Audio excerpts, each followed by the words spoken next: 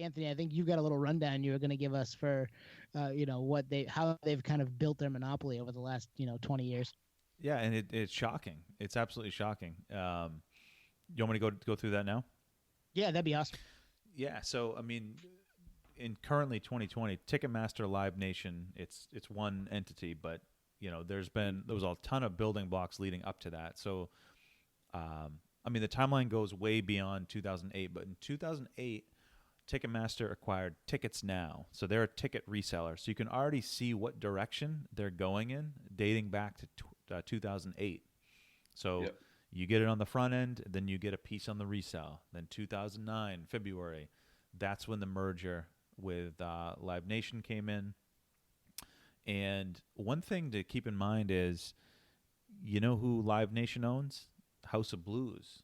So Yep. they own the brick and mortar. So there's money on the initial ticket purchase. There's money on the resale, and then there's money while you're actually watching the live event. Well, Live Nation also owns probably 75% of the amphitheaters in the country as well. Yeah, they own a lot of those venues. So yeah, and then there's just thinking of Live Nation. There's the 360 deals where the artist will sign with Live Nation for everything. So that was in 2009. 2015, Ticketmaster acquired Front Gate Tickets, and they're a music festival ticketing service that provides services for like Lollapalooza, provides ticket services for Austin City Limits. So they have the small show play, they get the big, festival, big venue play. 2017, they opened Ticket Exchange. So that's the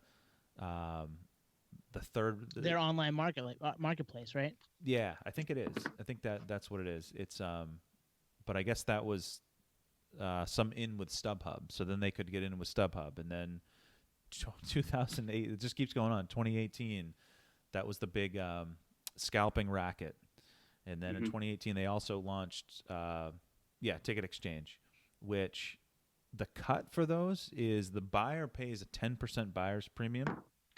So $100 ticket, they're making $10, and then the seller, they pay a 15%. So collectively, it's a 25% fee.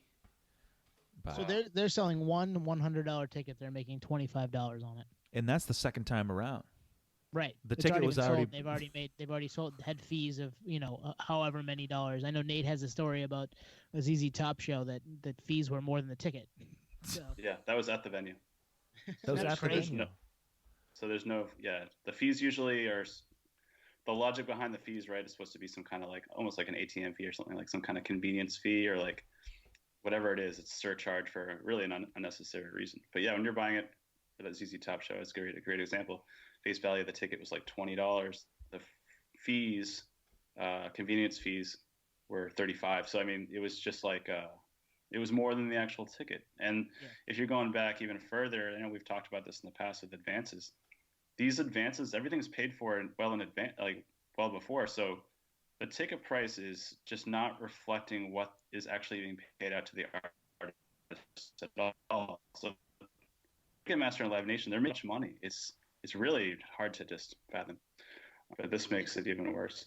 It's nuts that they've been able to get away with that. And it started where you back where Pearl Jam in the early to mid 90s kind of went up against them, but a lot of that was because they were saying, okay, these bands are playing at these venues, and the only way you can get a ticket in the mid 90s is to go to said venue to get that ticket, or go to a Ticketmaster location to get the ticket from the Ticketmaster location, and you're going to pay a couple of dollar fee for the convenience that Ticketmaster is bringing to you. Back in 1996, I'm kind of on board with that. Like, you're saving me a $40 gas tank, you're saving me time to go to the venue. Maybe I don't live that close. You're just okay, I'll pay a couple extra dollars because it's a lot easier to go here to get my ticket than it is to go there. But with the rise of the internet, obviously you don't need that anymore. You just need to be on your computer at the right time, and you can get a ticket in seconds or minutes. And in that situation, why am I paying a convenience fee? All I need is the internet. Like, I don't need you. All you need to do is pay me you a couple of dollars here or there. Okay, I get it. But like, to have those fees be so high that it outweighs trying to drive to a place to buy the ticket, because I've done that before now, which is backwards. It's just crazy. You nailed it. With the internet, it levels the playing field. There is no convenience. Like, you're not Al Gore. You didn't invent the internet. You know what I mean? Like, there's no. It reminds me of just the breakdown of fees. Like, there's a service charge. So Ticketmaster charges for this service. I get that. Like you said, Tone, in the mid '90s, totally makes sense. There's a facility charge, which is a charge added by the venue, which I'm sure, I don't know how that works, if it gets back to the venue or not. But then there's like the whole shipping, convenience, processing charges, which covers ticket delivery method, and it covers credit card processing fees. There are mom and pop stores that eat that. You can't tell me that. You can't tell me that. Ticketmaster can't. Yeah, it's just crazy. It's crazy. Yeah. Well, going back to the eBay thing earlier, we were talking about eBay earlier. I used to sell stuff on eBay back in middle school. It's like how I bought like my ski season pass and stuff like that, you know. And part of like making money on eBay back then, especially because it was a little bit more rogue, is like shipping charges were like kind of whatever you wanted to make up. Like, yeah, you could get the calculation once you got to the post office. There was no like way to do it online at the time by the zip code. So you would just mark up shipping. So that's what Ticketmaster is doing. It's like, oh, shipping for your like tickets that come in an envelope, like literally weigh nothing. For whatever reason, that shipping charge is $25. Like, what, for a stamp? It makes no sense. So they're literally doing that scam or whatever it is, markup, like astronomically on all crazy. fronts. Yeah, it's crazy. To go back to that venue fee that you were talking about, Twan, back in the 90s, you'd have a broker like Ticketmaster who would pay the venue fee for, to get certain bands to go to those places. So the venue is getting that fee, but I'm sure the venue fee that Ticketmaster is charging is higher than whatever money they're giving to the venue. So they're like, okay, yeah, we're going to give the venue, say, $15K to exclusively use us to put the tickets out, depending on whatever the show is. But they're probably charging more than that for all of those tickets, just so that they're making a couple bucks on that spot too. So it's just like, it never ends with them, and it's why people can't go. The common person doesn't get to go to some of those bigger shows. Yeah. Well, and I think that fee for the venue has already been implemented in the face value of the ticket to begin with. So it should be. Yeah, it should be. So it's really just like a unnecessary, they're just writing it, they're putting it there to kind of give it some kind of like context, but I don't think it's actually where it's actually going. It's like a cell phone bill. What's other charges? We'll actually never know. Yeah, right. We'll never know. Yeah, it was $1.13 this month, but just give it to us because it's on there. Yeah. And if you ask what other charges are, they'll tell you we don't actually know. It's something that AT&T or whatever your provider just is allowed to, tack that on. So well, it's like it's like mandatory upsells. Like you have to, and I'm looking for anyone that follows us on Instagram, as a preview, we posted just kind of a sample markup, and there's a order processing fee for $20 ticket. Order processing fee was $4.25. I mean, I can't imagine what that could possibly go to. There's a service fee, then there's a facility charge, and then delivery fee. If you do choose mobile, it's free, but it's one of those things. It's like they nickel and dime you. Why not just give me the actual price? And I know there's other StubHub-like sites. One's called TickPick, and their whole angle is no hidden fees. We give you the final amount. But you know what the irony is? It's the same dollar amount. Yeah. You're still paying for it. Yeah, it ends up being pretty much the same. So unbelievable. Yeah, it's crazy. And now, because of some of those fees, back in, I want to say, I have it written down here, the big settlement that happened with Ticketmaster back 2013 or so, they settled, I think, and things went live in 2016, but it was Schlesinger versus Ticketmaster. Started off as a couple of guys in, I want to say, Jersey, who thought that the fees that they were getting to go to a Springsteen concert didn't make sense, and they didn't have a reason, and there was nothing on the language on Ticketmaster's website or wherever they were buying the tickets that explained what the fees went to.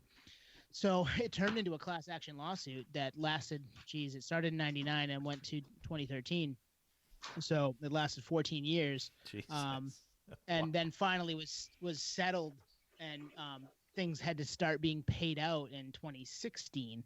So at that time, Ticketmaster was ordered to pay out somewhere in the vicinity of $11 million a year worth of goods and services for 4 years. So that actually is coming up here at the end of June, where those kind of disappear. So they didn't really advertise it. They did email people that were implicated in the lawsuit.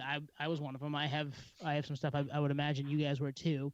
Yes, for sure. So yeah, they were. It was like, here's a bunch of shows, and there were a handful that I probably would have tried to go to, but didn't know that I was, when they were going to go on sale, when we were going to be able to get on the internet and get after those tickets, and they were gone like that. They were just gone, and then they were like, yeah, we'll do it again. And instead of that, if you want to use, we're going to give you a couple of vouchers, no more than 17 per person, at $2.25 a hit, that you can only use 2 at a time on whatever transaction. So I've been trying to use them whenever I buy tickets online, but a lot of times I go to buy tickets online, and yeah, I can take $5 or $4.50 off, but the fees are so exorbitant, it makes more sense for me to just go to the venue if it's close enough and buy the tickets there, because so they're getting away scot-free on this this lawsuit that was a fairly big lawsuit back 5 years ago. Well, it reminds me of the power plant that is just saying, "Hey, I'll pay the fines. Just keep doing what I'm doing. Like, just here, I'll throw money at this. Back off." But yeah, a lot of those shows that were free were very regionally specific, and they weren't. They were cherry picked shows. They weren't. They were nothing big. They were were going to Springsteen. They were shows where, like Nate, you said, they were like the lawn packages. They were those type of shows where they couldn't move tickets, so they just threw here's a freebie in Virginia. Go for it. Yeah, the demand wasn't there, so therefore, they're just kind of using that as a way to satisfy that, that rule or whatever, which is really unfortunate because it's just, it doesn't make a difference.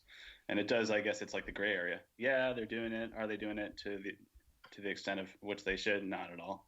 No, not at all. Well, and the other thing is, like, okay, I get 17 vouchers. Allow me to just use them all at once and get a free ticket. No like, kidding. Come on. Yeah. Like, what's the deal here? Like, that's just, let me use the 17. So 17 times 2, that's $34. I'm still gonna end up having to pay you for something because the ticket's gonna be 50 something. Like, come on. I tried using them and they never worked. Like, they just occasionally they kick back and say they didn't work. It was stupid. Yeah. So I just gave up. Because I had a shitload of them, and I feel like they either expired or didn't work. They might have had a expiration on them. I'd have to go. Some of them had expirations. Some of them, and I still have a few. And I think the like termination date is June of 2020. My issue with that is now everything is done. So like I can't buy tickets for anything for a couple of months. Like that should get pushed out. Like, let me have my vouchers until the end of the year or something. Yeah, I don't see them given their track record. That ain't happening. Jeez, it sucks too because like you were talking about with those big time players like StubHub and stuff like that. They advertise, like they are, presenting sponsors at a lot of things. So these like brokers, what we're calling them now, scalpers, are like considered a legitimate business. It's like not like our little mafia type run organizations. These are like legitimate businesses. So it's just like, and then Ticketmaster obviously is considered a legitimate business, and they are. But I mean, it's it's the epitome of doing things not in anyone's favor. And I'm okay with a StubHub just so long as the marketplace has a cap on it. Like they can't just be taking cuts left and right of you trying to sell stuff there. Like there needs to be Ticketmaster, like their exchange is good, but they're taking cuts off of it. Like that shouldn't be okay. It should be okay. Yeah, you can't go to this show or this sporting event. You want to get rid of your tickets. We've already charged you when you bought them. Why are they charging you again? Like maybe charge a little bit of a fee to the person buying them secondarily, but that's it. Just to run the website or whatever else. You know what I mean? Like those tickets already exist. You've already made your fees on them. Why are we doing it? Why are we double dipping, triple dipping on people that just want to go to a sporting event or a concert? Yeah. Well, the Pearl Jam shows, for instance, those shows, that 6 shows that I have or whatever, I had to sign up for a verified fan thing. This is like a new program. And so like each ticket was specific to me. I can resell them, but it's a fan to fan exchange, and I can't mark the tickets up by a penny, like at all. So whoever I sell the tickets to, I actually had 4 tickets to the San Diego show, and sold or listed 2 and sold them to another fan that was a verified fan. It wasn't just like a random person. It was, you have to be a verified fan on the Ticketmaster site. And then I sold them, and the exact amount of money that I spent on those tickets were deposited into my account. So that is a solution. I think that's like a new program because I'd never seen it before. And it's probably, probably that band's management was like literally like, no, we're not going to do this. Like, we're not even going to do anything unless you guys abide to this. Yep. It's the first time I've seen this program. So if that's, widely adopted, then maybe we'll see some kind of paradigm shift in the way these things operate. But the Rolling Stones show that didn't have it. I just happened to get in at the right time, bought the tickets at face value. But guess what? They're way in the nosebleed seats, like way, way, way back. And I was on there ready to buy good seats, and I got pushed out. And so, like, guess who got all the good seats? And guess how much those tickets are going for? You know what I mean? Mm. Rolling Stones, like, seeing them on the floor is like $5,000, something stupid, That's always the worst part is you see you're sitting in that virtual waiting room at 10 o'clock on a Friday morning, and it's 10:03. Tickets are sold out. You never had a shot. You didn't have a chance in hell. Everything is on that secondary market for thousands of % of markup. It just sucks. It just leaves a bad taste in your mouth. Yeah.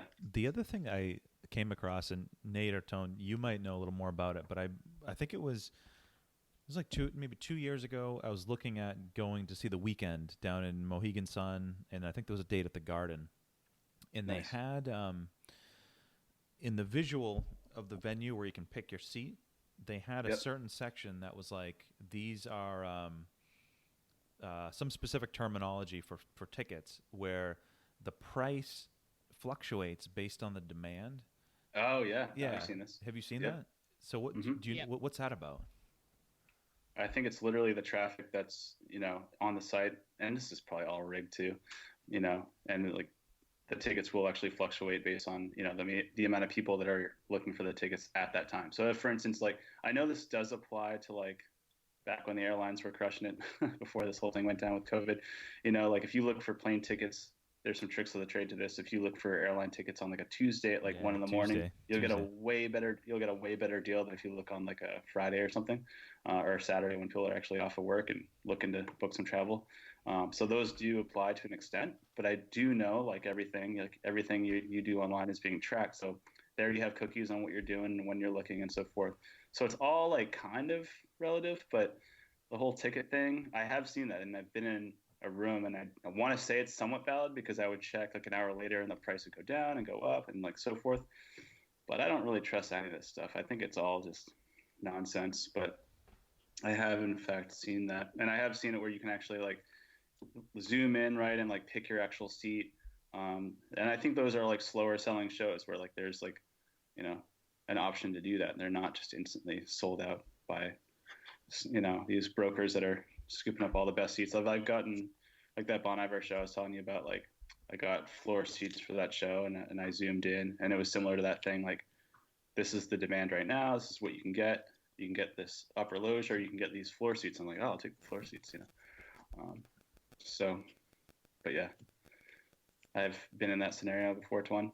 Yeah, and the whole thing is rigged, unfortunately. Yeah, I know. It's like I want to give it like some like even this verified fan thing. It's like the first time I've been able to sell tickets or buy tickets.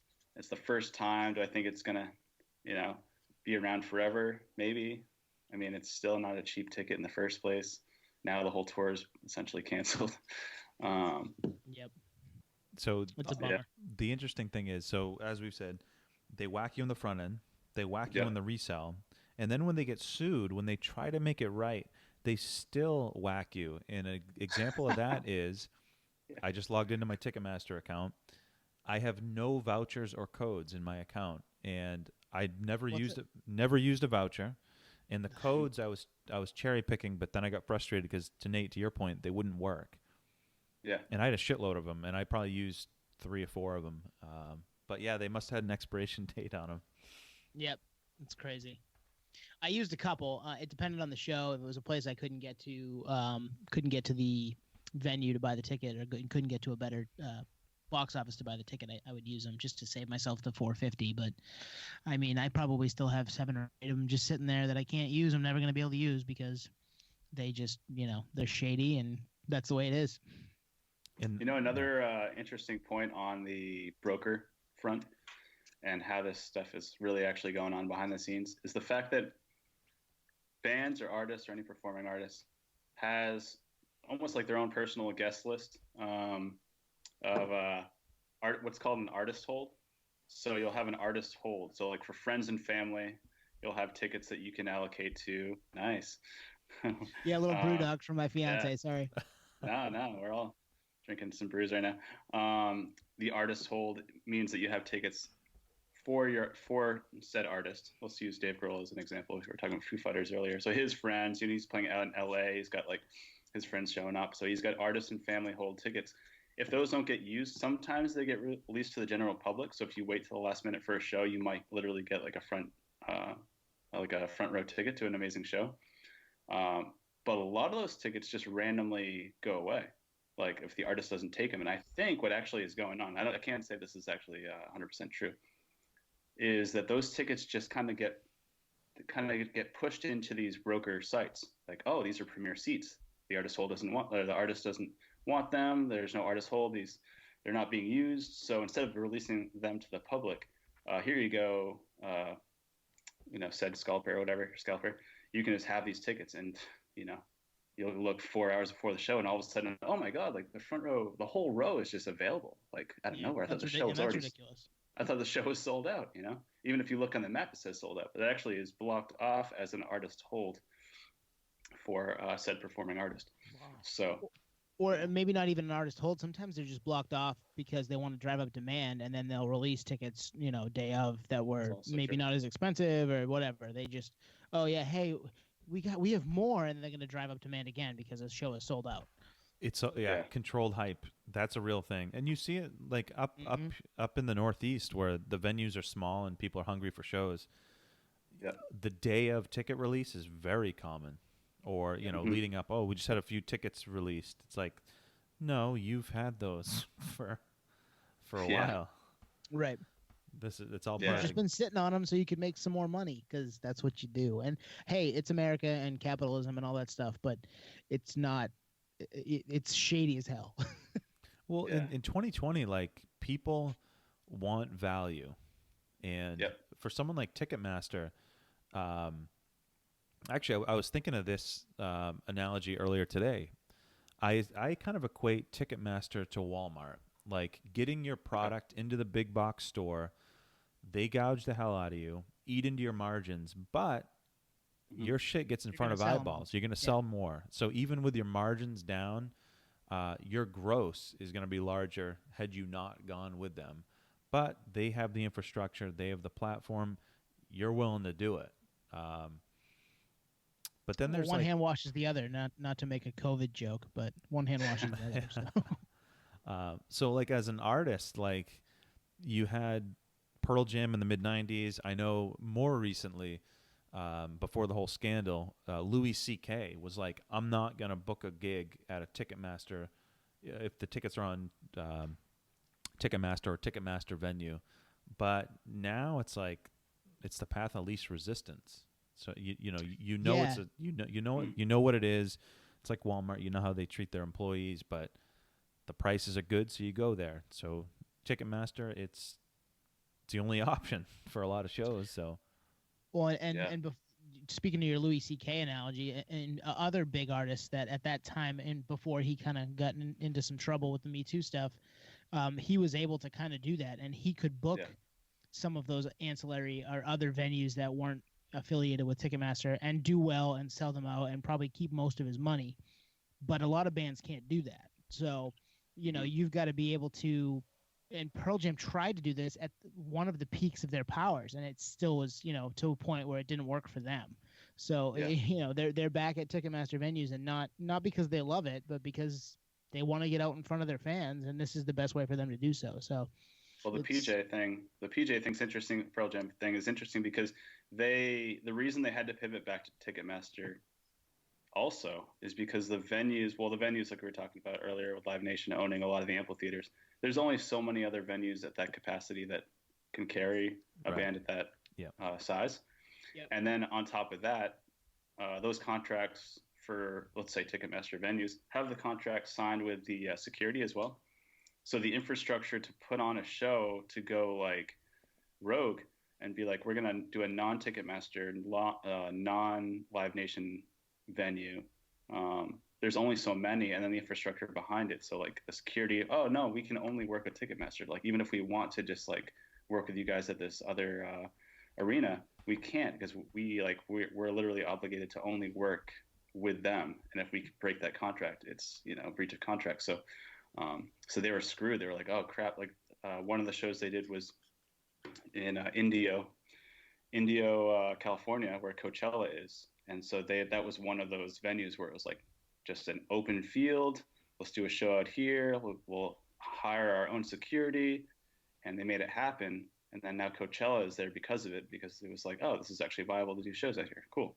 Before that, there was never shows out there. So, but to make that happen, I mean, just imagine you'd have to like really like start from scratch as a band. Like that's not like their job. It's almost like stretching yourself too thin. Like, oh, this is not our specialty to like put on shows. Like we're the actual talent. 2 words: so Fire Festival. Yep. Fire Festival. Great example. Like yeah. when you don't have experts, like that's the kind of shit that happens. It becomes a problem real quick. Yep. Metallica got into that scenario. They did 2 festivals. The Orion Festival is that what it was called? I think they put on their own festival 2 years in a row, and it's all over the press if you want to read about it. They lost so much money, and they're still making up for it. That's why you'll see like Metallica like promoting like a whiskey and stuff like that, and like stuff that's just like kind of like off center. Considering that James is in rehab, we all think is for alcoholism. Yeah, we talked about that. Yeah. So they lost everything. They lost so much money on those festivals that they try to put on themselves, thinking, oh yeah, we can do this. Well, no, you really can't, because that's like just not what you're good at. Whether you have the money or the connections or whatever it is, like Nate, I'm real time fact checking you, and nice. They lost millions. I thought Settler was going to do that. Until we get Settler, I'm happy. Yeah, we need Settler to do that. No, continue, Twan. Sorry. No, they lost millions. They came out and was like, "This is done, and we're never doing this again." Yep. 2 years in a row they did it, and they lost so much money. They were pretty decent bills too. Massive lineups. Yep. Huge. Deftones, Chili Peppers, Rise Against, Dropkick Murphys, Flag, which was the Black Flag with some of the sub members of the band. Wow, never heard of it. That's cool. I mean, it's cool they tried that, but not cool. Yeah, like that's a great example of like Fire Festival, like you said. Like you think all it takes is like selling a ticket at X amount of dollars, going back to the Ticketmaster thing, just like gouge the price like crazy. That pays the advance for the bands, the infrastructure to put on the show. Well, no, it's just not the case, because there's unexpected costs, the insurance to put on a festival, logistics to get things set up. It's like a construction project. It always goes overtime, and it's always way more expensive than what it's on paper, and you're always paying fines. So like to put on a festival, Live Nation obviously has so much money that even if things go wrong, even if they lose money, I'm pretty sure the first like 4 Coachellas probably were in the negatives. They knew that it would eventually probably catch up, and they would be in the green, kind of like opening a restaurant, for instance. You'd have to like take many years in a row of not making money until you're actually in the positives. So for a band to just think like, oh, we can do this too, like I don't even know why that would ever come across, but but I mean, Lars is the business guy in the Metallica camp and struck out many times, and now they're promoting a whiskey, which I don't mind whiskey, but I like whiskey too. But... Yeah, I love whiskey. I used to make whiskey. Yeah, with right? James. Yeah, right. Yeah, with James in rehab, it's just nothing more. It's just such a hard thing to see. And they did something here with Stone Brewing too, and I love Stone Brewing here in San Diego, and I love Metallica. But when you have someone in rehab, man, come on, this is not right. He either is okay with it, or he doesn't. Lars or whoever doesn't care that James is in that. It's one or the other. Hopefully, for me, I have no idea. I'm just speculating. But my hope is that James is just okay with it. Like, okay, yeah, anything to kind of keep the band relevant and keep us going, go for it. I mean, I think it literally stems from the fact that they were like bleeding money, and they just had. I mean, even though they're selling worldwide, that last album, huge festivals and just like they're not making any money off those records anymore. So it's all touring. So yeah, I mean, it's just they just need to make extra revenue, and promoting a whiskey is one of those routes, as well as selling a T-shirt in Target. They have like that T-shirt. Yeah. So crazy. Yeah, it's kind of gotten into a little tangent there with well, that. I think to circle it all back, I mean, we weren't looking to make any friends with Live Nation and Ticketmaster tonight. We've all kind of felt not hatred, but contempt maybe is a better word for them, just as far as the way things have gone for the your average music fan like us. So we want to be able to have tickets available to shows that come our way, especially when they don't come our way very often. So for it to be, it just seems like it's an uphill climb to do stuff like that, and a lot of that is the money that they're pulling in, on a bunch of different fronts in a shady couple of ways. So yeah, and like Twan said, it's an infrastructure thing. Yep. Yeah, I don't see it changing because I know for a lot of local smaller shows in the Northeast, a lot of venues use I think it's brown paper tickets. They use Eventbrite, and those work on a smaller scale, and the fees are it's so ironic. The fees are so much less. But for the big shows where it's Ticketmaster, whether you like it or not, they do have a brand name. So some people do, the average concert goer thinks, oh, this is convenient, when it's like, no, this is not a unique service. I can go on Amazon and buy something in 2 seconds, Right. Yeah. Yeah. If tickets were truly a free market and we had multiple options and it wasn't a monopoly, that'd be great. Yeah. Because there would probably be pricing would probably be a lot better for sure. The Walmart thing's a really good analogy because even as a vendor, for me as like a vendor, for instance, going into like Walmart, like Walmart would, or something like that, would eat into your margin even as a vendor so much. And that kind of goes into like the advance for a band that like, if my cost of goods, COGS for something is, $10, and then Walmart's like, oh, we'll buy that off you for $11, but I'm used to selling it for 20. I'm like, ooh, but I can get it. That's like, I'm not going to make anything on that. But like you said, I'm going to be in all those stores and like that name brand recognition, and to be all of a sudden like moving, freight, like some serious freight. All right, I guess it's, volume that I'm going to be seeing. But I mean, it's just unnecessary to eat into it that much, but it's just the power that these companies have, well, and they've mostly gone unchecked. I mean, there have been a couple of lawsuits that they've had to pay out for, but they've mostly gone unchecked and been allowed to continue to operate the way that they operate, and they must have a good lobbyist. I mean, it is what it is there, right? Like they're able to just continue to do what they want to do, even though they've had to pay out here and there. I would argue, without having any facts, but just anecdotally, I would argue the fees are worse in 2020 than they were pre-lawsuit. Yeah, I would agree with you. Yes. I mean, what the hell is that? What the hell is that? Yeah. And that's probably the fees. The fees that are being put onto us is whatever that payout was, kind of just being put back onto us again. Oh, so that's a like, great oh, point. Crap. Yep. We took such a loss on this payout. We're not going to pay it out. We have our state, we have our shareholders. Like, oh, we'll just put it back onto the end consumer again, and it just kind of goes over and over and over again, which is just disheartening once again. But I mean, what can you do? I love music and I want to go to shows, and a lot of times the only way I can do that is to buy a ticket on Ticketmaster. So, it's not Fugazi in a gymnasium, unfortunately. Well, the Metallica Orion Fest is a case study in why what happens when you go rogue, or what could happen when you go rogue. Same with Firefest. You know what I mean? Like these places have the infrastructure and they're exploiting the hell out of it. Yeah. Yeah. And they've been allowed to do that forever, and they've been allowed to swallow up competition forever. I mean, in researching this today, I saw in 1991 the only real enemy or only real competition that Ticketmaster had was Ticketron, and they were losing money left and right. So Ticketmaster just bought them. Okay, we're done. You guys are gone. We're going to take this over. It's just Ticketmaster now. Wow. So I'm on the Go ahead, Nate. Oh no, I was gonna say when you were talking about the lawsuits. Another thing I kind of geek out on is law, like the way lawsuits go down and stuff. Most lawsuits go to settlement. So for those cases that you mentioned earlier, Tone, to actually go to an actual lawsuit and actually go through the process is really crazy because these companies have so much money. Like, I don't want to name drop too much.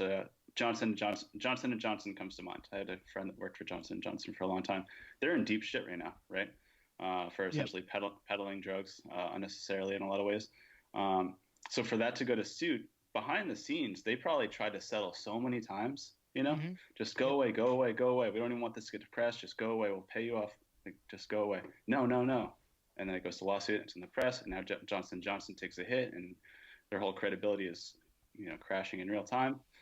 So those lawsuits with Ticketmaster, like, you can only imagine how much bullying was going behind the scenes from Ticketmaster's, from their legal counsel to essentially, literally send people to their houses to shut them up, like snuff them, to be like, stop talking. Like, we don't want you talking about this lawsuit. Like, we will settle this, for way less than you want, first of all, but we just don't want this in the press. So please just stop what you're doing.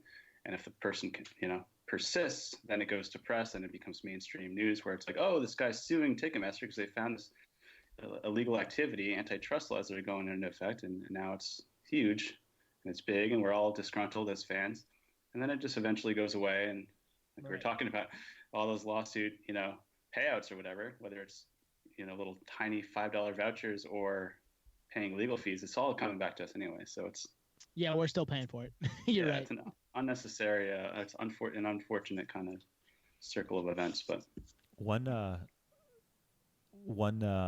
thing I saw just on like Ticketmaster's Wikipedia, and just with the whole big lawsuit is Ticketmaster actually filed suit against its liability insurance carrier. So they're just looking to fucking pawn it on someone else. They just, somebody else is paying for this. Yeah. No kidding. Well, the other one you didn't keep us safe, so we're gonna sue you too. Jeez. The other headline that I saw was the jam band string cheese incident. In 2013, they gave their fans money to purchase tickets to one of its shows so they could resell them on their own site with fewer fees. So, like, there's awesome. Yeah, so there's a lot of artists, whether it's Louis C.K., Pearl Jam, String Cheese Incident. I'm sure there's plenty others that are definitely fed up with this. A lot in the Northeast as well, and I've noticed over the last couple of years, brown paper tickets, stuff like that. I know Manchester Orchestra went out on tour late last year for 10-year reunion type of thing for saw that show. Me and everything. Did you go to the show? Yeah, remember I saw that show in San Francisco. I'm jealous. I wanted to go to the one in Worcester, but Worcester's a little bit of a hike for us, and it was like a Sunday, and it was cold weather. I wasn't sure how, snow, all that stuff. So I ended up not buying tickets, and I couldn't resell them because they were going through a different vendor that would, if you bought tickets, they were your tickets, and that was that. Like, you were going to the show, which was, if you're looking at the scalping and you're looking at the Ticketmaster situation, is awesome. You know that the people that want to go to that show are going to that show. But, like, if I couldn't have gone, it would have been tough to get rid of. Obviously, I would have been eating tickets, which is never a fun thing to do. So, but kudos to bands for trying to find ways to get their fans to the show and not worry about them having to spend an arm and a leg to get there.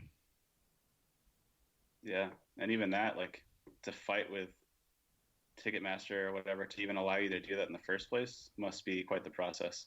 Yep. Because it's not in their best interest. So they're like, Well, and you're going to some of those different venues that aren't tied to Ticketmaster, and maybe it's not a venue you want to play. Yeah.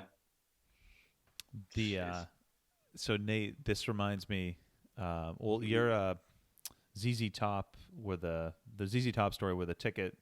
After the fees was more than the ticket itself. The fees were more than the ticket.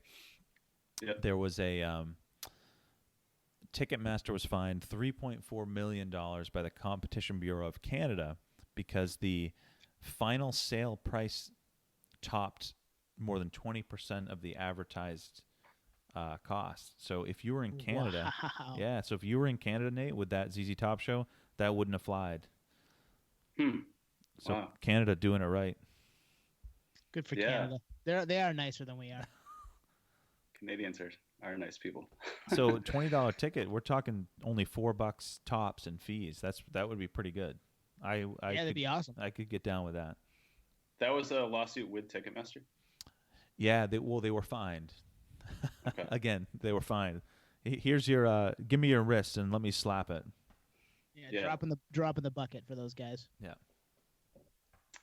Oh. We could do this all night, honestly. Yeah. We could look up lawsuit after fine after lawsuit, and they continue to just like scoop up all these smaller things. And 3 years from now, they might own brown paper tickets. No kidding. We're just God. we're just dealing with more of it. So it's really unfortunate, but not to bum everybody out, but we all have strong feelings on this topic. So we thought it would be a good one to talk about, especially with the absence of live music right now. Can I tell a rock and roll Jeopardy type trivia question to you guys? Yes. Who was one of the founders of the House of Blues? Oh man. I don't know. Do you know, Nate? I know exactly what you're thinking, Twan, and for some reason I can't think of it, but I've read into this a long time ago. So any of our listeners, if you're listening, go on our IG, go on Twitter, let us know what you think before you look it up. But yeah, I mean they're gonna look it up and put. But hey, yeah, no, I'll learn something. All right, so this guy was an actor, or I guess maybe he still is. I don't know. Oh, it used to have a name in front of it, didn't I? I can't remember. I got nothing. You ready, Nate? I just remember reading into this, and I know the original location was in Boston, back in the day. Who was it, Twan? Dan Aykroyd. Oh, Dan Aykroyd. Yes. Of Blues Brothers fame, obviously. And that's the House of Blues. Yeah, that's the whole tie. That makes sense. Yeah, that makes sense. Good for Dan. Is he Canadian? No, he's from Chicago or something, right? I can't even remember. Yeah, he founded it in 1992. Right around when he was trying to buy Callahan Auto Parts.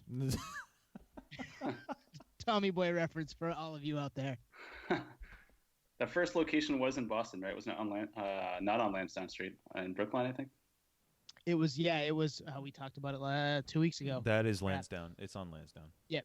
Yeah, it's on Lansdowne. No, the new one, but there was one when the House Axis of Blues. and the Avalon, when they knocked it down, they put a House of Blues up in that spot.